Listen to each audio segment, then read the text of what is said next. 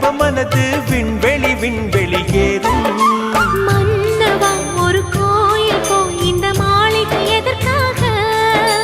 தேவியே என் ஜீவனே இந்த ஆலயம் உனக்காக.